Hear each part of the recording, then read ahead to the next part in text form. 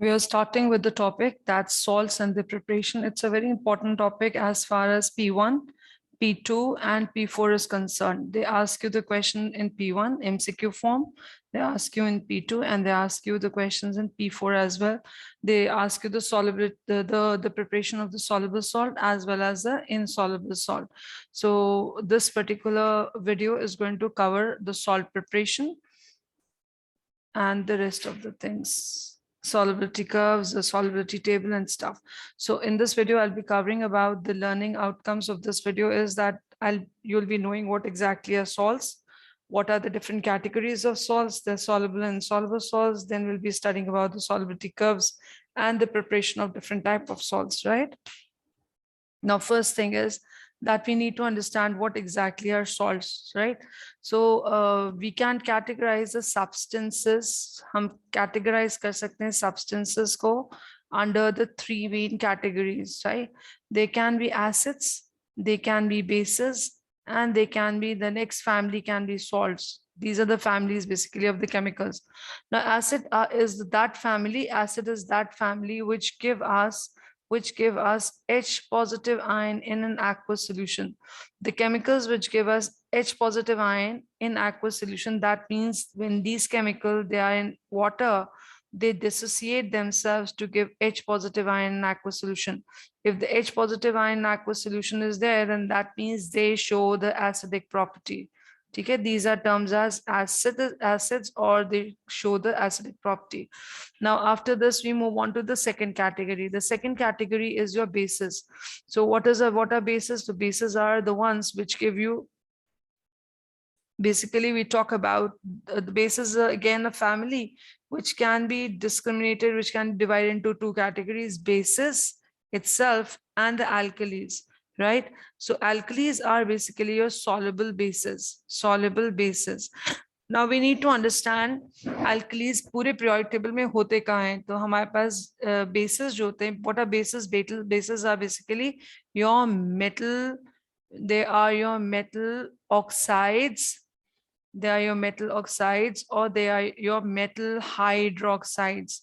ठीक है, तो मेटल कहाँ पर होते हैं? Metal belong to group 1, they belong to group 2, then you have a transition metals, and then you have the group 3. तो ये metals की groups होते हैं. तो इनके जो ऑक्साइड्स और इनके जो हाइड्रोक्साइड्स होते हैं, group 1, group 2, transition and group 3, इनको हम बेसिस कहते हैं.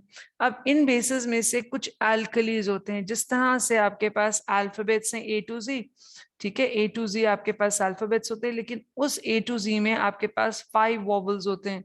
ठीक है, वॉबल्स जो होते हैं वो 5 होते हैं from the same alphabet A to Z.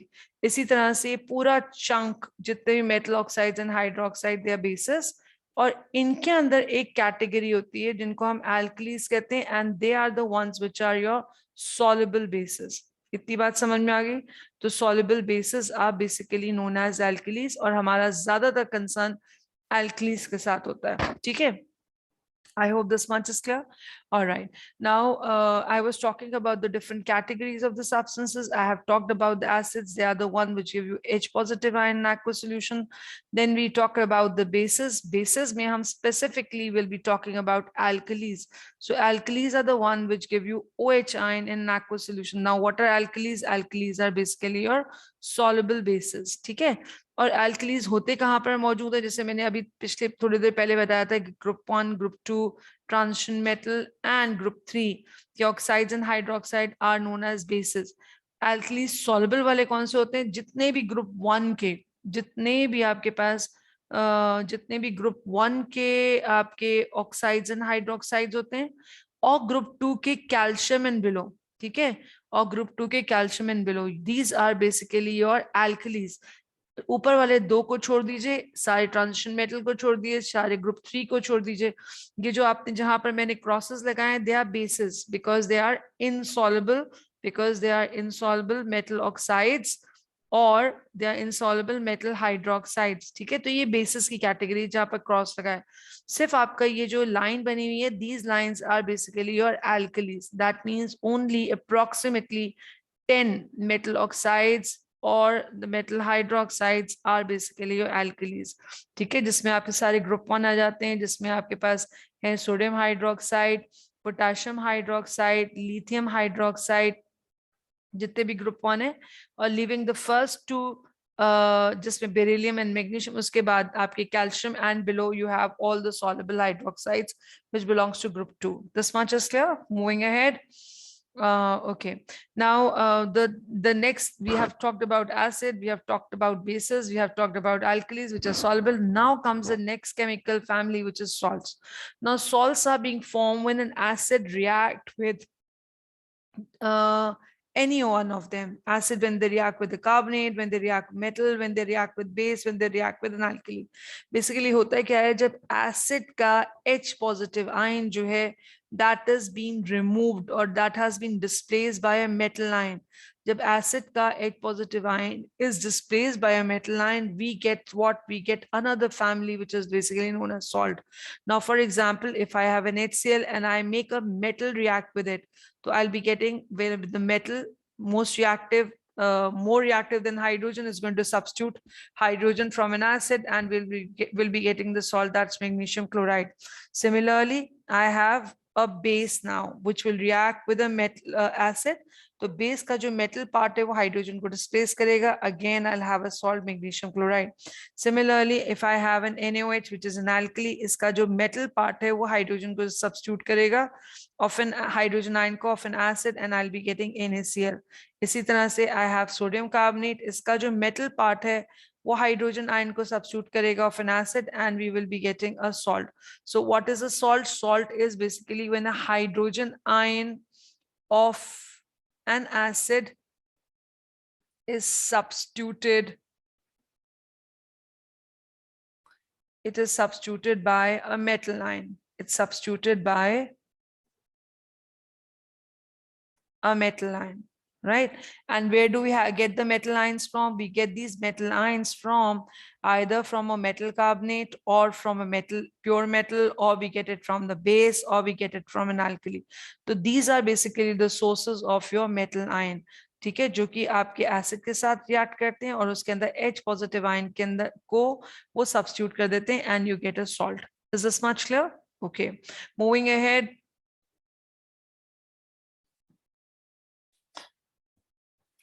Okay, whatever I've explained right now, it's mentioned on the slide. It says that what is a salt? Okay, so we need to understand the what is salt. During the reaction, one or more hydrogen ion of an acid, if it is replaced by the metal ion or by the ammonium ion. Okay, so where is this metal ion coming from? It is either coming from a metal, or it's coming from a base, or it's coming from an alkali, or it's coming from a metal carbonate. ठीक है, यहाँ से आपका metal ion आ रहा है, वो H positive ion को of an acid substitute करेगा. H positive ion of an acid, it can be sulphuric acid, it can be nitric acid, it can be any acid. इन सब एसिड्स में H positive ion है, अगर metal ion को substitute करता है then we get a salt, right? Now see in this reaction the hydrogen ion, अब ऊपर वाले इक्वेशन में इन्होंने sodium ion is substituting hydrogen, so you getting the salt, that's NaCl. Acha, now another very important thing is that the salts are made up of two parts. If I have a salt which is NaCl, if I have a salt which is magnesium chloride, and I have another salt that's ammonium chloride, I have another salt which is FeCl3. Now we can see that any salt, any of these salts, they are made up of two parts. One part is your cation, okay, and the second part is your anion. This is your anion and this is your cation. What is an anion? The anions are positively charged ions. ठीक है, और positive charge ions कौन बनाते हैं? The metals, they form positive charge ions. So it, the salt comprise of a metal ion which is known as a cation, and the second part is an anion which is basically a non-metal ions, non-metal ions which are negatively charged. ठीक है, ये आपके complex ions भी हो सकते हैं, जैसे कि कार्बोनेट है, जैसे कि सल्फेट है, जैसे कि फॉस्फेट है, ये कॉम्प्लेक्स आयंस भी हो सकते हैं, और ये आपके simple chloride, iodide, bromide ions भी हो सकते हैं. तो a salt is made up of cation and an anion, right? The cation के एग्जांपल है Na positive and Cl negative, तो ये salt दे देगा आपको NaCl when you cancel out the charges. Similarly, they can form magnesium ion and it can be form of sulfate ions. They both get cancelled. Same charge but opposite charges. Okay, same charge but opposite. So it will be giving us a formula magnesium sulfate. So this is what you know about the salts. Moving ahead.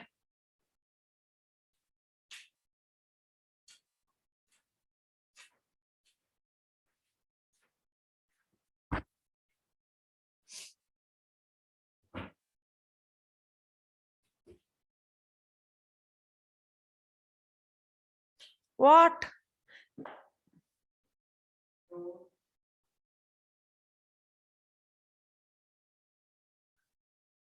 So we will be talking about the solubility of the salts on the base, and the solubility is in water. Now, kuch cheezein we have to rote learn. Number one, let's talk about the soluble salt first. So whatever the group 1 salts, they are soluble. जितने भी group 1 के salts होते हैं वो soluble होते हैं. ये point number 1 हो गया. जितने भी ammonium salts होते हैं वो soluble होते हैं. ये भी हमें याद रहेगा. जितने भी group 1 है, जैसे for example आपके पास NaCl है और आपके पास KNO3 है और आपके पास लिथियम क्या लिखें, लिथियम कार्बोनेट है, Li2CO3, ये सारे सॉल्युबल हैं क्योंकि ये ग्रुप 1 के हैं. फिर हम आते हैं दूसरी कैटेगरी पे. जितने भी अमोनियम सॉल्ट है, अमोनियम क्लोराइड है, अमोनियम नाइट्रेट है, ये भी सारे जितने भी अमोनियम सॉल्ट्स होंगे ये भी सॉल्युबल होंगे. फिर ये कह रहा है तीसरी कैटेगरी है नाइट्रेट. कोई भी नाइट्रेट ले लें आप, कॉपर नाइट्रेट ले लीजिए, ठीक है, मैग्नीशियम नाइट्रेट ले लीजिए. All the nitrates are basically soluble. So this comes the third category among the soluble salt.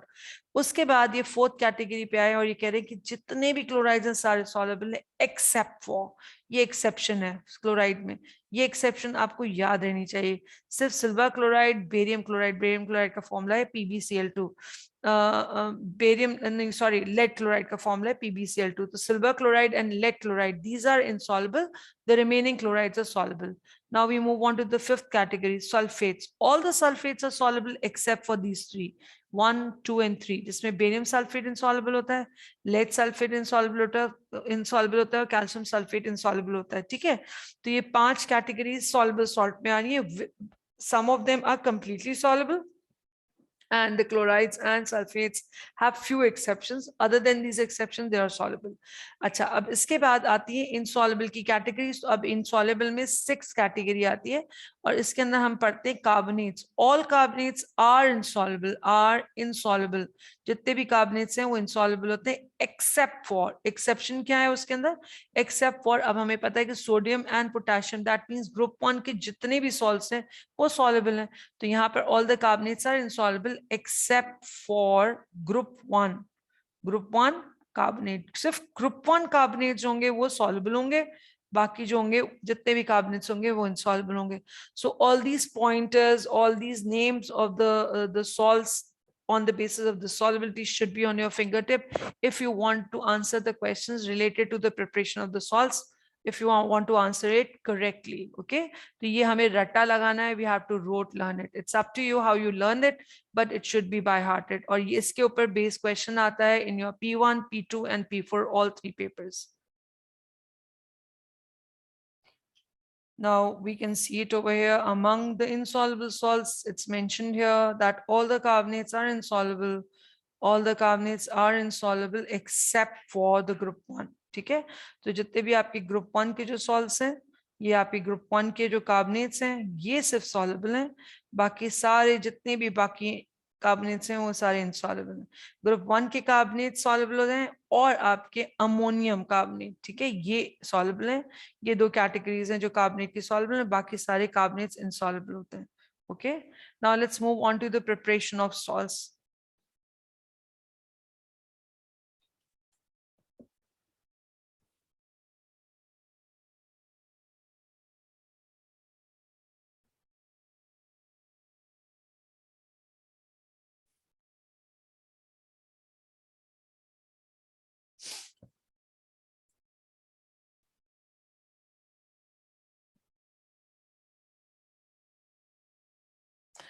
Okay, in this particular scenario, this is a mind map of how to prepare a salt. ठीक है, I'm just explaining you through this. उसके बाद फिर ये एक तरीकेकार है कि किस तरह से हम डिसाइड करते हैं कि ये soluble salt है, इसकी प्रिपरेशन कौन सी. 3 कैटेगरीज है हमारे पास.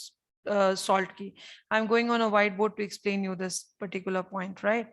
अच्छा, अब आपके पास you when you have to decide, when you have to prepare a salt, then the first thing is that you need to decide on the basis of the solubility, on the basis of the solubility,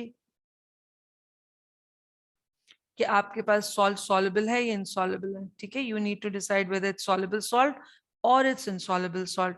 ठीक है, जैसे for example मैंने कहा कि मुझे prepare करना है sodium chloride. I need to, and examiner is asking me to prepare, to write down the steps to prepare the soluble the sodium chloride. तो उसमें वो एक डिमांड कर रहा है कि आप अपने रिएक्टेंट्स लिखिए कि रिएक्टेंट्स क्या होंगे और आपका मेथड ऑफ प्रिपरेशन क्या होगा. ठीक है, तो first thing is that I need to see and I need to check कि सोडियम क्लोराइड मेरा क्या किस तरह का सॉल्ट है.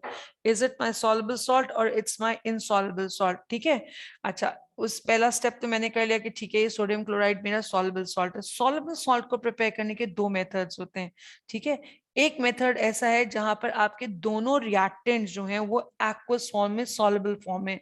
अगर आपके दोनों रिएक्टेंट्स जिससे ये सॉल्ट बन रहा है, ये दोनों रिएक्टेंट्स आपके एक्वस फॉर्म में है. ठीक है, दैट मींस एक तो फॉर श्योर एसिड ही है, दूसरा आपके पास एल्कली हो गया. ठीक है, और ये इन दोनों सिनेरियोज में ये दोनों एक्वस है. एसिड भी डिसॉल्व्ड इन वाटर होता है और एल्कली भी सॉल्युबल होता है. ठीक है, या फिर अगर आपके पास दोनों रिएक्टेंट्स में से, अगर दोनों रिएक्टेंट्स हैं तो उन दोनों रिएक्टेंट में से एक एक्वस है और एक आपके पास सॉलिड स्टेट में रिएक्टेंट है. तो एक्वस का मतलब है एसिड तो आपके पास एक्वस ही होगा, लेकिन सॉलिड स्टेट में का मतलब है आपके पास या तो कोई बेस हो जो कि अल्कली नहीं हो, या फिर आपके पास कोई मेटल कार्बोनेट हो. ठीक है, क्योंकि हमने पढ़ा है अभी अभी कि जितने भी मेटल कार्बोनेट्स होते हैं सिवाय ग्रुप 1 के, तो यहाँ पर अल्कलीज के साथ आपके पास ग्रुप 1 के कार्बोनेट्स भी आ गए, ये भी आपके सॉल्युबल होते हैं. ठीक है, तो ये ग्रुप 1 के कार्बोनेट्स भी आ गए यहाँ पर. इस सिनेरियो में दोनों चीजें हमारे पास सॉल्युबल हैं. अगर दोनों रिएक्टेंट्स आपके सॉल्युबल होंगे तो उनका मेथड ऑफ प्रिपरेशन ये होगा. और अगर आपके पास सॉल्युबल सॉल्ट है लेकिन उसके पास, उसके अंदर एक रिएक्टेंट एक्वस है और एक रिएक्टेंट सॉलिड है, तो एक्वस तो आपके पास एसिड हो गया, लेकिन solid can be your base, it can be your metal carbonate or it can be your metal itself. क्योंकि यही 3 या 4 रिएक्शंस होते हैं जिससे हमारे पास सॉल्ट बनता है. अब हमने एसिड का जो चैप्टर किया था और हमने पढ़ा था कि there are 4 properties of an acid. What are the 4 properties of an acid? They are that when an acid react with a metal, what do you get when the acid react with a metal? Just a minute. So these are the properties of an acid. कि हमने 4 properties पढ़ी थी. Chemical property of an acid, that when an acid react with a metal carbonate, you get salt, you get water, and you get carbon dioxide. When an acid react with a metal, you get salt and you get hydrogen. When you acid react with a base, you get salt and you get water. Acid with alkali, you get salt and water. अब इसके अंदर हम देखते हैं कि कौन से, अब मैंने अभी आपको बताया कि soluble salt के लिए आपकी 2 कैटेगरीज होती हैं, जहां पर एक कैटेगरी जहां पर दोनों रिएक्टेंट एक्वस हो और दूसरी कैटेगरी जहां पर एक्वस और सॉलिड हो. अब एक्वस तो अब आप हर हालत में यहाँ पर इस कैटेगरी में देख लीजिए, एक्वस क्या है? Acid. Acid through out aqueous है, क्योंकि एसिड को तो हम डिफाइन ही इस तरह से करते हैं कि acids are those chemical substances which give you H positive ion in an aqueous solution. तो एसिड तो हमारे पास फॉर श्योर, तो ये वाली एक कैटेगरी हम कह लें कि इन दोनों सिनेरियो में एक कैटेगरी तो एसिड है. अब दूसरी कैटेगरी है, दूसरा रिएक्टेंट कौन से सॉल्युबल हो सकते हैं? एक तो हो सकता है आपके पास एल्कली. एल्कली मैंने भी आपको बताया था वो बेसिस होते हैं सॉल्युबल, वो बेसिस जो कि सॉल्युबल होते हैं उनको एल्कलीज कहते हैं. फिर हमने सॉल्युबिलिटी टेबल में पढ़ा था कि सारे group 1 carbonates, all the group 1 carbonates are soluble.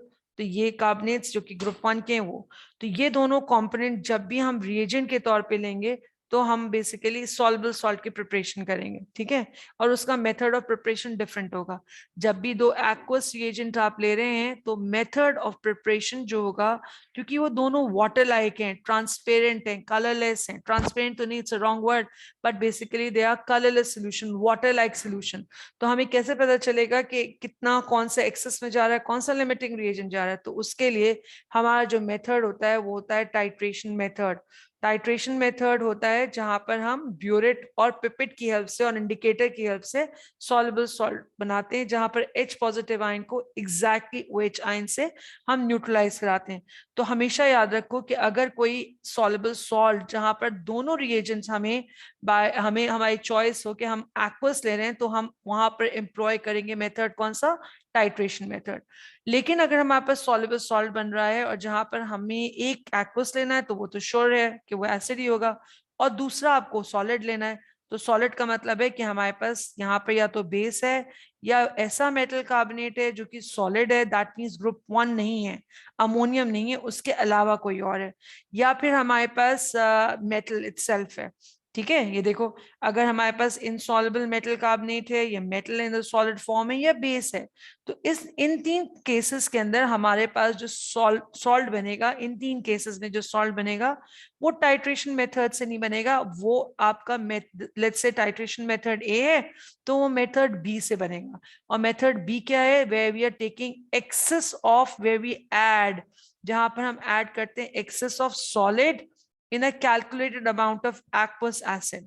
तो वहां पर हम calculated amount of aqueous acid लेते हैं और उसके अंदर थोड़ा थोड़ा करके सॉलिड डालते हैं, और तब तक डालते हैं जब तक हमें एक्सेस ऑफ सॉलिड नीचे बीकर के डिपॉजिट होता हुआ नजर ना आए। तो उसका मतलब आपका एक्सेस सॉलिड अब आपने ऐड कर दिया, तो एसिड ने आपका न्यूट्रलाइज हो गया कंप्लीटली और आपके पास सॉल्ट बन गया। तो वो मेथड आप यहाँ पर एम्प्लॉय करेंगे। आई होप आई एम क्लियर।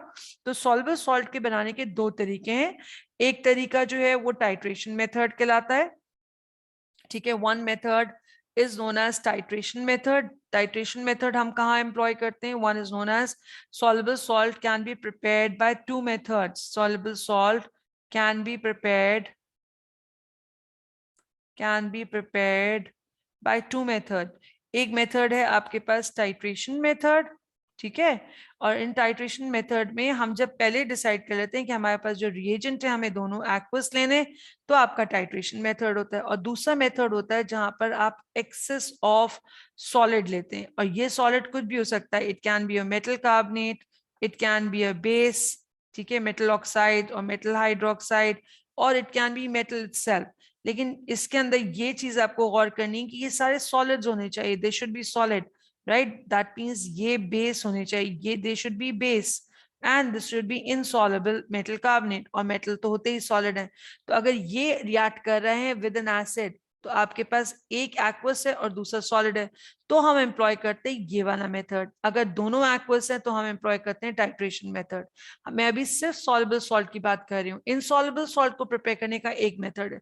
तो बेसिकली सॉल्ट को प्रिपेयर करने के आपके पास 3 मेथड्स हैं, जिनमें से एक मेथड टाइट्रेशन और दूसरा मेथड एक्सेस ऑफ सॉलिड लेकर, ये सॉल्युबल सॉल्ट के 2 मेथड्स हैं, method A and method B. और मेथड सी जो है वो इनसॉल्युबल सॉल्ट का है। ठीक है, I hope I am clear till here. See, in this flow chart, they have tried to explain us exactly the same thing. ठीक है, ये वही ये flow chart के through इसको explain करें. Now, method of preparing salt. Now, we need to understand, is the salt soluble? If the salt is soluble, then we'll go this side. और अगर salt insoluble है, तो हम ये वाला path follow करेंगे. If the salt is soluble, then we need to understand कि आपके पास acid के साथ, जो आपके पास acid है, aqueous है, ठीक है, उसके साथ आपका दूसरा रिएजेंट किस तरह का है। ये सारा मेटल भी सॉलिड होता है, बेस भी सॉलिड है, और कार्बोनेट भी सॉलिड है। अगर एक्वस के साथ आपका सॉलिड रिएजेंट आप यूज कर रहे हैं, the starting material means the reactant.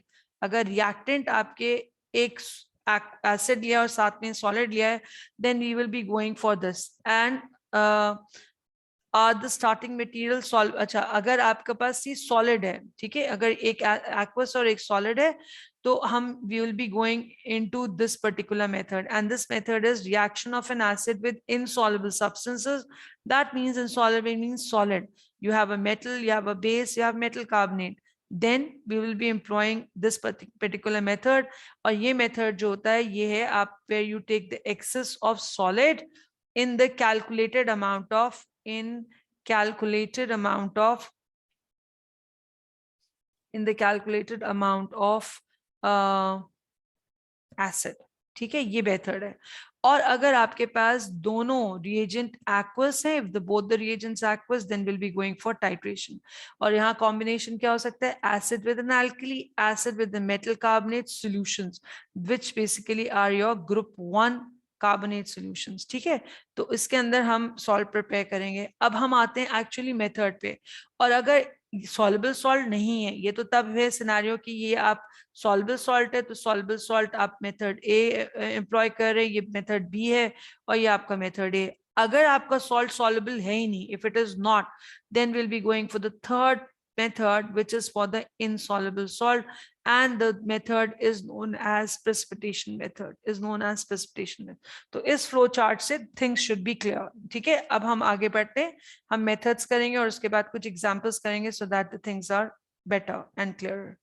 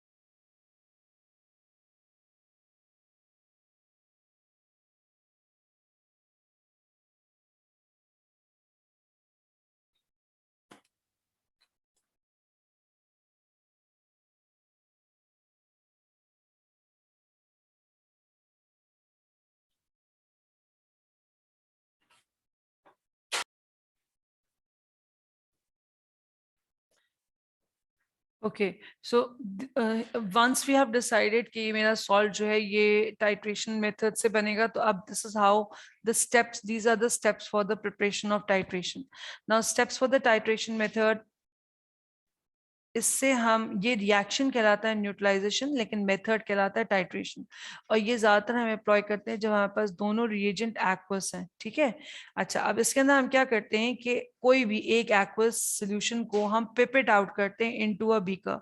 ठीक है, व्हाटएवर, तो एक एक रिएजेंट को हम पिपेट आउट करते हैं, हम फिक्स वॉल्यूम उसकी पिपेट आउट करते हैं इनटू अ बीकर। और ये करने के बाद what do we do is, उसको ट्रांसफर करते हैं कोनिकल फ्लास्क में, और साइड बाय साइड बीकर में आपके पास एक एक्वस कंपोनेंट आ गया, that can be your acid or it can be an alkali, any one of them. अगर हमने लेट्स सपोज एसिड जो है कोनिकल फ्लास्क में लिया with the help of pipette, तो अब हम ब्यूरेट के अंदर जो आपके अपैरेटस होते हैं टाइट्रेशन के लिए, वो एक तो होता है पिपेट होता है, और दूसरा होता है ब्यूरेट। ठीक है, दूसरा होता है ब्यूरेट। पिपेट जो होता है वो फिक्स्ड एक्यूरेट वॉल्यूम के लिए होता है, फिक्स एक्यूरेट वॉल्यूम के लिए होता है। और ये जो होता है ब्यूरेट जो होता है, ये आपके पास we measure the volume up till 1 dp, 1 decimal place। ठीक है, जैसे 24.6 cm³ एंड सो ऑन। तो इससे हम मेजर करते हैं अप टिल 1। ठीक है, तो ये एक्यूरेसी देता है अप टिल 1 decimal। तो अगर आपने एसिड को पिपेट आउट कर लिया, तो आप ब्यूरेट में ऑटोमेटिकली एल्कली फिल करेंगे या फिर सॉल्युबल मेटल कार्बोनेट फिल करेंगे। ठीक है, क्योंकि ये हमें एक्वस चाहिए। ये आपने फिल कर लिया, उसके बाद आपने क्या किया, इस कोनिकल फ्लास्क के अंदर जो भी केमिकल है उसके अंदर हम डालते हैं इंडिकेटर, क्योंकि ये दोनों वाटर लाइक हैं, दोनों कलरलेस हैं। तो हमें कैसे पता चलेगा कि एग्जैक्ट न्यूट्रलाइजेशन किस वक्त हुई, एग्जैक्ट H पॉजिटिव आयन को एग्जैक्टली OH नेगेटिव आयन ने कैसे और कब न्यूट्रलाइज किया। तो हमें ये इंडिकेटर हमें बताता है कि जब जैसी कलर चेंज हो जाता है, वैसे हमें पता चलता है कि that means we have dropped an excess of chemical from the burette. तो अब ये न्यूट्रलाइजेशन हो गई, अब मजीद और डालने की जरूरत नहीं है। ठीक है, इंडिकेटर कलर जैसी शो करेगा। यहाँ इन्होंने फिनोफ्थलीन डाला हुआ है, तो इसका कलर जब जैसी कलर टू पिंक होता है, that means okay fine, the neutralization is done. उस पर्टिकुलर पॉइंट पर आप सिर्फ ब्यूरेट की रीडिंग देखते हैं कि कितना केमिकल आपने ड्रॉप करा है जिसने उसको न्यूट्रलाइज किया है। अब उसके बाद यहाँ पर क्योंकि इम्प्योरिटीज होती हैं इंडिकेटर की, इंडिकेटर आपने डाला भाई, ये indicator will be considered as impurity. तो अब यहाँ पर सिर्फ हमने रीडिंग देख ली कि इतने ब्यूरेट के केमिकल ने इतने पिपेट आउट केमिकल को न्यूट्रलाइज किया है। अब because the examiner will ask you to prepare the pure and dry salt, तो अब इस रीडिंग जो भी आपने यहाँ पर रीडिंग ली है और जो भी जितना भी आपने वॉल्यूम पिपेट आउट किया है, अब एक साफ फ्रेश क्लीन नए कोनिकल फ्लास्क में, वॉश कोनिकल फ्लास्क में एग्जैक्टली उतना ही केमिकल आप पिपेट आउट करेंगे, ठीक है, यूजिंग द पिपेट।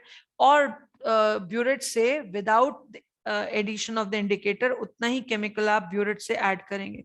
अब ये दोनों आपस में न्यूट्रलाइज करेंगे तो ये आपके पास सॉल्युबल सॉल्ट बन जाएगा, ठीक है, दोनों एक दूसरे के। तो ये सॉल्युबल सॉल्ट, अब सॉल्युबल सॉल्ट जो है, जैसे कि मैं कह रही हूँ सॉल्युबल, दैट मींस मेरा पास सॉल्ट जो है वो एक्वस फॉर्म में है, ठीक है। एंड एग्जामिनर की डिमांड क्या है, they want you want pure and dry salt sample, pure भी चाहिए और ड्राई भी चाहिए। तो प्योर तो आपने कर लिया कि आपने दोबारा से उतनी ही केमिकल्स को रिएक्ट करवाया, तो प्योर तो आपके पास है क्योंकि आपने इंडिकेटर के बगैर किया है। अब now the thing is that we have to prepare a dry salt solution. तो प्योर सॉल्ट तो आपने बना लिया by combining both the aqueous reagents together without adding an indicator. लेकिन अब आपके पास एक्वस सॉल्ट है, दैट मीन्स सॉल्ट सोल्यूशन है। अब आपको प्योर एंड ड्राई सैंपल बनाना है। तो अब इस एक्वस सोल्यूशन को आप इवेपोरेटिंग डिश में लेंगे, ठीक है, और आप उसको हीट करेंगे। यहाँ पर आपके पास एक्वस सॉल्ट है। अब आप इसको हीट करते वक्त एक ग्लास रॉड यहाँ पर लगा लेंगे, this is glass rod, right. और क्या परफॉर्म करेंगे, you will be performing crystallization. Crystallization method perform करने का मतलब ये है कि आप इसके अंदर ये ग्लास ड्रॉप डिप करेंगे, ये आपका सॉल्ट सॉल्यूशन है। जिस टाइम जैसे ही आपके यहाँ पर क्रिस्टल्स अपीयर होने लगे, ठीक है, small crystals, that means this is the time that your saturated solution is been prepared. आपके पास आपका सैचुरेटेड सॉल्यूशन बन गया है, जितना भी उसमें एक्सेस ऑफ वाटर था वो रिमूव हो गया है। अब आप क्या करेंगे, what is the next step, you will be close your heating. आप अपनी यू विल स्टॉप हीटिंग, आप उसको स्टॉप करेंगे हीट करने से। और now what you will do is, because we know that a saturated solution is prepared, you are going to let it dry at RTP। आप room temperature pressure conditions पर इसको dry होने देंगे। तो जब रूम टेम्परेचर प्रेशर कंडीशंस पे ये dry होगा तो होगा क्या, इवेपोरेटिंग डिश के अंदर ये लिक्विड है, तो टॉप सरफेस पर यहाँ पर जैसे ये रूम टेम्परेचर पे आएगा तो ऊपर की तरफ यहाँ पे क्रिस्टल्स नजर आने लगेंगे। इन क्रिस्टल्स को आप क्या करेंगे, you are going to scoop them out, आप इनको सेपरेट आउट करेंगे, स्कूप आउट करेंगे। और इनको स्कूप आउट करके आप फिल्टर पेपर पे रखेंगे।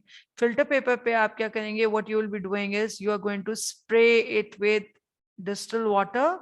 आप इसको स्प्रे करेंगे डिस्टिल वाटर के साथ और इसको ड्राई करेंगे। Dry it means dry the salt between the folds of filter paper, right? So this is how you'll be getting the pure and dry salt.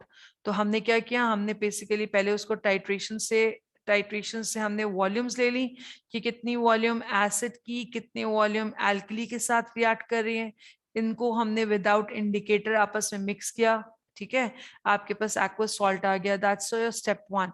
After getting the aqueous salt, what are we going to do is, the step number 2 is that we are going to make a saturated salt using crystallization, or through crystallization will be we will be making the saturated solution. Okay, that's point number 2. Then point number 3 is, then because we have got the saturated solution, we'll stop heating. अब आप इसको stop करेंगे heat. So that's step number 3. उसके बाद let it dry at the room temperature. That's step number 4. When it dries, so the crystals will be formed. Crystals will be formed on the surface of the liquid, on the surface. That's step number 4. फिर आपने उसको scoop out कर लिया और उसको place किया filter paper पे और spray distilled water or wash with the distilled water, ठीक है, and dry it between the folds of filter paper. तो ये 8 पॉइंट्स, 8 स्टेप्स जो हैं ये आपके पूरे मेथड के अंदर आएंगे, which will be getting you 4 marks. 2 pointers को इकट्ठा करके, और ये आपको एग्जामिनर मार्क्स देता है. प्योर एंड ड्राई के लिए आपके पास 1 मार्क होता है और बाकी सब स्टेप्स के लिए 2 marks add on होगा. ठीक है, is it clear? Now let's proceed further. Let's go ahead. So the first method was for the titration method, जो कि आपके दोनों reagent aqueous होते हैं तब होता है. ठीक है, अब हमारे पास जो दूसरा method है, that is for basically when you have one aqueous and you have one solid. ठीक है, तो ये method वहां पर employ होता है. तो ये आपके let's see, okay, ये method वहां employ होता है. अब हमने क्या किया, what we have done over here, we have taken the calculated amount of an acid. हमारे पास यहाँ पर liquid जो है ये आपके पास acid है, और इसके अंदर हम टाइम टू टाइम अपना सॉलिड ऐड करते जा रहे हैं और उसको स्टर कर रहे हैं विद द ग्लास रॉड. और अगर आपको हीट चाहिए तो आप हीट भी कर रहे हैं. ठीक है, तो ये हमने प्रोसेस करा. हम ये प्रोसेस एसिड के अंदर कब तक सॉलिड डालेंगे, जब तक सॉलिड आपको यहाँ पर बेस पे अनरिएक्टेड सॉलिड ना नजर आए. जब आपको बेस पे अनरिएक्टेड सॉलिड नजर आएगा तो उसके बाद what we will be doing is we are going to filter it. ठीक है, तो जब अनरिएक्टेड सॉलिड आपको यहाँ मिलेगा तो आप उसको नेक्स्ट क्या करेंगे, आप उसको फिल्टर करेंगे. फिल्टर पेपर पे आपके पास अनरिएक्टेड जो आपने एक्सेस ऑफ सॉलिड रिएजेंट जो डाला था वो तो यहाँ पर मिल जाएगा, इसकी जरूरत ही नहीं है आपको, आप इसको डिस्कार्ड कर दीजिए. तो this is basically residue. So unreacted excess solid residue you will be getting on the filter paper. And here as a soluble salt, ये जो है आपका ये आ गया आपके पास सॉल्युबल सॉल्ट. अब इस soluble salt को आप क्या करेंगे, what you will be doing in the next step, you are going to do the crystallization as we have done in the titration method. You will be doing the crystallization, और crystallization के बाद उसमें glass rod dipped होगी. जैसे crystals glass rod पे form होने लगेंगे, you will stop heating. आप stop कर देंगे heating को, और उसके ऊपर जो surface पे जो crystals बनेंगे उनको scoop out करेंगे on the filter paper, and then you will be washing them with distilled water. And you will dry the crystals between the folds of filter paper. सही है? So this is how we will be preparing this the soluble salt by the second method, where we take the excess of solid reagent. ठीक है, अच्छा, अब ये चीज तो हो गई हमारी क्लियर. यहाँ पर अब एक शॉर्टकट है जो कि मैं आपको बताना चाहती हूँ कि सॉल्ट देखते के साथ ही हमें कैसे पता चलेगा कि कौन सा मेथड एम्प्लॉय करना है कौन सा नहीं. ठीक है, अच्छा, पहले तो हमें ये पता होना चाहिए कि सॉल्युबल सॉल्ट्स कौन से हैं. तो सॉल्युबल और इनसॉल्युबल सॉल्ट्स कौन से हैं. इनसॉल्युबल सॉल्ट्स जो हमें मालूम है वो सारे के सारे कार्बोनेट्स हैं, सिवाय all the carbonates except for group 1 insoluble हो गए. दूसरा हमें पता है कि हम लेड क्लोराइड और सिल्वर क्लोराइड ये दोनों इंसॉल्युबल हैं. तीसरा हमें पता है कि बेरियम सल्फेट और lead sulphate and calcium sulphate ये इंसॉल्युबल हैं, बाकी सारे सॉल्युबल हैं. अब एग्जामिनर अगर हमें देता है जिंक ग्रुप 1 का कोई सॉल्ट, एग्जामिनर हमें अगर अमोनियम सॉल्ट, अब सॉल्युबल के जो मेथड्स हैं वो क्या है, हमारे पास 2 मेथड्स है सॉल्युबल के. एक है आपके पास टाइट्रेशन मेथड और दूसरा है एक्सेस ऑफ सॉलिड मेथड. ठीक है, अगर एग्जामिनर ने अब आपको सॉल्ट दिया, लेट्स से NaCl दिया बनाने के लिए, जिंक सल्फेट दिया, तो सबसे पहले तो आप इसको ये चेक करेंगे कि ये सॉल्युबल है या इनसॉल्युबल है. ठीक है, soluble. And now we know that this is a soluble salt. अगर ये सॉल्युबल सॉल्ट है तो अब इन दोनों में से एक मेथड होगा. अब ये याद रखो कि टाइट्रेशन मेथड कौन से वाले मेटल्स के लिए होता है. टाइट्रेशन मेथड जब भी आपके पास कभी भी ग्रुप 1 का सॉल्ट बन रहा है, लेट्स से NaCl है, KNO3 है, ठीक है, इवन अमोनियम ग्रुप 1 या अमोनियम, राइट, इनके सॉल्ट्स बन रहे हैं. अमोनियम क्लोराइड है, राइट, अमोनियम क्लोराइड है, or you have lithium chloride, right, or you have potassium sulfate, or you have ammonium nitrate. कभी भी ग्रुप 1 का या ग्रुप 1 का या अमोनियम सॉल्ट है तो आंख बंद करके you go for titration method, क्योंकि यहाँ पर हम या तो अब क्लोराइड है तो हमें HCl लेना है along with let's say NaOH. ठीक है। अगर नाइट्रिक एसिड है तो आपने सॉरी नाइट्रेट है तो नाइट्रिक एसिड ले लिया और यहाँ पर फिर KOH ले लिया, अमोनियम हाइड्रोक्साइड ले लिया, क्लोराइड ले लिया, लिथियम हाइड्रोक्साइड ले लिया, क्लोराइड ले लिया, पोटाशियम हाइड्रोक्साइड ले लिया। ठीक है, तो अगर ग्रुप 1 है तो आपको आगे जहन दिमाग लगाने की जरूरत नहीं, टाइट्रेशन पे जाना है। अमोनियम है तो टाइट्रेशन पे। उसके अलावा जितने भी सॉल्युबल सॉल्ट्स हैं वो एक्सेस से बनेंगे। Now let's suppose if we have zinc sulphate, तो जिंक सल्फेट में आपके पास वेराइटी, आप कॉम्बिनेशंस ले सकते हैं। जिंक एज अ मेटल ले सकते हैं, zinc oxide as a solid ले सकते हैं, zinc hydroxide as a solid ले सकते हैं, zinc carbonate as a solid ले सकते हैं। ठीक है, तो इनमें से कोई भी आप रिएजेंट लें, लेकिन साथ में आपको क्या लेना है, बिकॉज इट्स अ सल्फेट, तो साथ में आप लेंगे सल्फ्यूरिक एसिड। ठीक है, दिस इज वन कॉम्बिनेशन। तो पहला स्टेप तो यही होता है कि आपको रिएजेंट डिसाइड करने होते हैं, फिर आपको सेकंड स्टेप में आप मेथड पे आएंगे। तो टाइट्रेशन हम अप्लाई करेंगे आपके ग्रुप 1 और अमोनियम पे। और एक्सेस ऑफ सॉलिड किसी भी कोई और सॉल्युबल, जैसे कॉपर सल्फेट है तो कॉपर सल्फेट पे भी हम एक्सेस ऑफ सॉलिड लेंगे। ठीक है, जैसे फॉर एग्जांपल हमारे पास कैल्शियम क्लोराइड है, इसमें भी हम एक्सेस लेंगे। मैग्नीशियम सल्फेट है, ये भी एक्सेस ऑफ सॉलिड वाले लेंगे, क्योंकि ये ग्रुप 1 और अमोनियम नहीं है। ग्रुप 1 और अमोनियम होता है तो हम यहाँ पर जाएंगे, other than group 1 and ammonium और वो सॉल्युबल है तो will be going for excess of solid. ठीक है, और अगर आपके पास इस कैटेगरी में से कोई भी आता है तो we go for precipitation reaction. Precipitation we go for precipitation method, and that is the method for the insoluble salt. I am going on to the insoluble salt now. ठीक है, अब मैं insoluble salt करके जल्दी से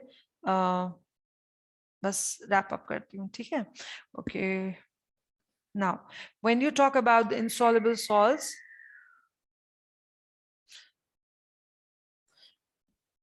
okay, now let's proceed with this preparation of the insoluble salt. Now, insoluble salt are prepared by the precipitation method. Precipitation method, and this precipitation method is basically your double displacement reaction, ये आपके double displacement reactions होते हैं।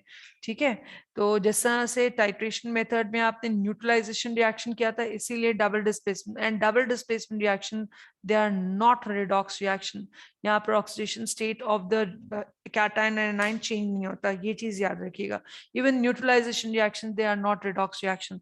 Now let's move on to the precipitation reaction या preparation of the insoluble salt. अच्छा, अब इसके अंदर precipitation of insoluble salt के अंदर हमें एक चीज बहुत अच्छे से याद रखनी है कि हम इनसॉल्युबल सॉल्ट तो बना रहे हैं, लेकिन इनसॉल्युबल सॉल्ट बनाने के लिए अगर हमारे पास सॉल्ट से इनसॉल्युबल सॉल्ट हम बना रहे हैं, लेकिन इनसॉल्युबल सॉल्ट को बनाने के लिए जो भी हम रिएक्टेंट लेंगे दे शुड बी एक्वस। ठीक है, और सॉल्ट सॉलिड मिलेगा और एक्वस मिलेगा। नाउ फॉर एग्जांपल अगर मुझे बेरियम सल्फेट बनाना है तो मुझे ऐसा कॉम्बिनेशन यहाँ रिएक्टेंट का लेना है कि जो कि एक्वस हो, एक से बेरियम आ रहा हो दूसरे से सल्फेट आ रहा हो, कौन सा सॉल्युबल सॉल्ट। तो हमें मालूम है कि all the nitrates are soluble, right. तो हम बेरियम नाइट्रेट यहाँ ले लेते हैं जहां से बेरियम आ जाएगा। ठीक है, तो let's take it barium nitrate, right. और साथ में हमें ऐसा लेना है जो सल्फेट सॉल्युबल हो। तो ग्रुप 1 के सारे सॉल्ट सॉल्युबल हैं तो हम यहाँ पर सोडियम सल्फेट ले लेते हैं। जब ये आपस में रिएक्ट करेंगे तो बेरियम जो है डबल डिस्प्लेसमेंट रिएक्शन में बेरियम सल्फेट के साथ कंबाइन करेगा, सोडियम नाइट्रेट के साथ कंबाइन करेगा, तो हमें सॉल्ट मिल जाएगा barium sulphate and will get the salt sodium nitrate. अब आप इक्वेशन को वो कर लीजिएगा बैलेंस। इसी तरह से let's move on to another example. Let's suppose मुझे सिल्वर क्लोराइड फॉर्म करना है, तो सिल्वर आयंस मुझे सॉल्युबल से चाहिए और क्लोराइड आयन दूसरे सॉल्युबल से चाहिए। तो सिल्वर हमें पता है कि नाइट्रेट सारे सॉल्युबल होते हैं तो मैं सिल्वर नाइट्रेट लूंगी। ठीक है, और इसी तरह से क्लोराइड्स के लिए मैं ग्रुप 1 का ले लूंगी, तो I will have sodium chloride there when they both react together. तो इसके अंदर जो है आपका सिल्वर जो है वो क्लोराइड के साथ रिएक्ट करेगा, कंबाइन कर जाएगा और सोडियम नाइट्रेट के साथ कंबाइन करेगा, तो आपको मिल जाएगा silver chloride solid and you will get a soluble that's going to be silver sodium chloride. ठीक है, तो दोनों एक्वस मस्ट है कि आप दोनों रिएजेंट्स जो भी आप इनसॉल्युबल सॉल्ट को प्रिपेयर करने के लिए ले रहे हैं, they both need to be aqueous. ठीक है, रीजन क्या है इसका? रीजन इसका ये है कि अगर फॉर एग्जांपल आप एक एक्वस और एक सॉलिड ले लेते हैं ठीक है।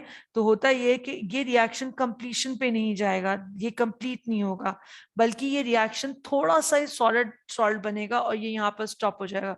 क्योंकि ये जो सॉलिड सॉल्ट जैसे ही बीकर में बनेगा, तो बीकर के अंदर जब आपके पास एक्वस सोल्यूशन होगा और यहाँ पर सॉलिड के भी पार्टिकल्स होंगे, तो जैसे ही सॉलिड सॉल्ट बनेगा, ठीक है, ये सॉलिड के पार्टिकल्स हैं, राइट, पर्पल वाले, जैसे सॉलिड सॉल्ट बनेगा तो ये इन रिएक्टेंट्स के ऊपर कोट कर जाएगा, इन रिएक्टेंट्स के ऊपर कोट कर जाएगा, क्योंकि सॉलिड प्रेसिपिटेट के फॉर्म में।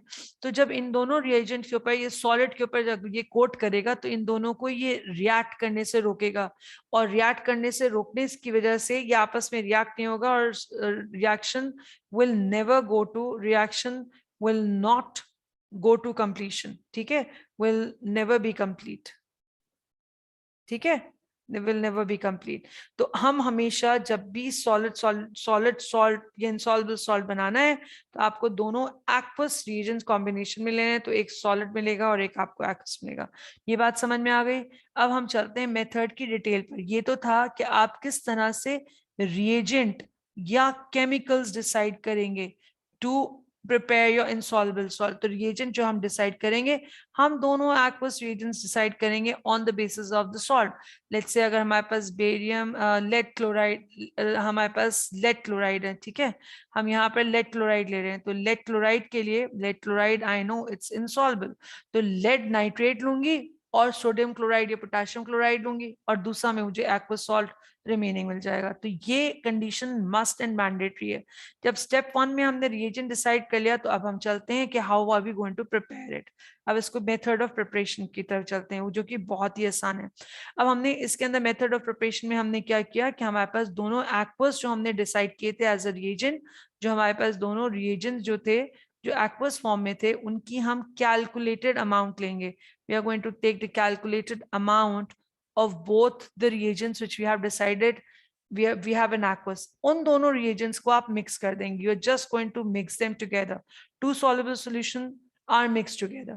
जैसे ही mix करेंगे वैसे ही यहाँ पर आपके पास precipitates आ जाएंगे, ठीक है, you will be seeing the precipitates here। In precipitates को आप फिल्टर करेंगे, तो फिल्टर पेपर पे आपके पास आ जाएगा insoluble salt, ठीक है, और यहाँ पर फिल्ट्रेट आ जाएगा आपका, जो दूसरा soluble salt बन रहा है वो प्रोडक्ट साइड पे। अब इनसॉल्युबल सॉल्ट है, हो सकता है इसके अंदर इम्प्योरिटीज हो, तो अब आप इसको वॉश करेंगे, फिल्टर पेपर को, इसको प्रॉपर्ली इनसॉल्युबल सॉल्ट को आप वॉश करेंगे, और between the folds of filter paper आप इसको ड्राई करेंगे, ठीक है। तो this is how will be preparing. अब यहाँ पर देखिए एग्जांपल क्या दिया हुआ है, बेरियम सल्फेट प्रिपेयर करना है, ये सॉलिड है, तो इसको प्रिपेयर करने के लिए मैंने बेरियम नाइट्रेट लिया और ग्रुप 1 का सोडियम सल्फेट लिया। तो ये बेरियम ने सल्फेट के साथ रिएक्ट करके सॉलिड दे देगा, और सोडियम नाइट्रेट के साथ रिएक्ट करके आपको एक्वस दे देगा। तो ऐसे रिएक्शंस जहां पर सॉलिड बनाना हो और दो एक्वस रिएजेंट लेंगे, वही कंप्लीशन की तरफ जाएंगे। अगर बाय मिस्टेक आपने यहाँ पर एक सॉलिड और एक एक्वस लिया, तो रिएक्शन कंप्लीशन की तरफ नहीं जाएगा।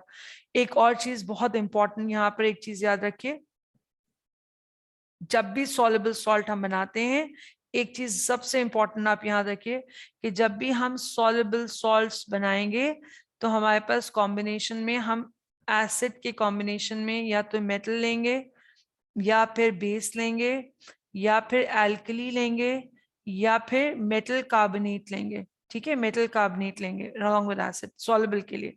ये मस्ट रिएजेंट्स हैं, इनमें से कोई भी एक कॉम्बिनेशन आप पिक करेंगे।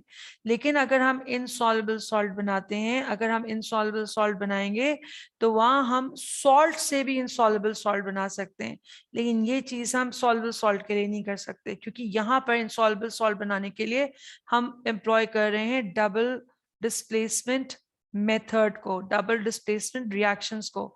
तो एक सॉल्ट से, एक सॉल्युबल सॉल्ट से दूसरे सॉल्युबल सॉल्ट को आप रिएक्ट करवा के, और इनके कैटायन और एनायन को स्विच करा के एक इनसॉल्युबल और एक एक्वस दूसरा सॉल्युबल सॉल्ट ले सकते हैं। तो ये इनसॉल्युबल सॉल्ट में तो ये कॉम्बिनेशन ऑफ सॉल्ट और सॉल्ट का, या एसिड और सॉल्ट का, या एल्कली और सॉल्ट का, ठीक है, यहाँ आप एक रिएजेंट सॉल्ट ले सकते हैं, लेकिन यहाँ पर सॉल्युबल सॉल्ट के अंदर ऐसा कुछ नहीं है, एसिड लेना लाजमी है। उसके साथ आप मेटल ले सकते हैं, बेस ले सकते हैं, अल्कली ले सकते हैं, या मेटल कार्बोनेट ले सकते हैं।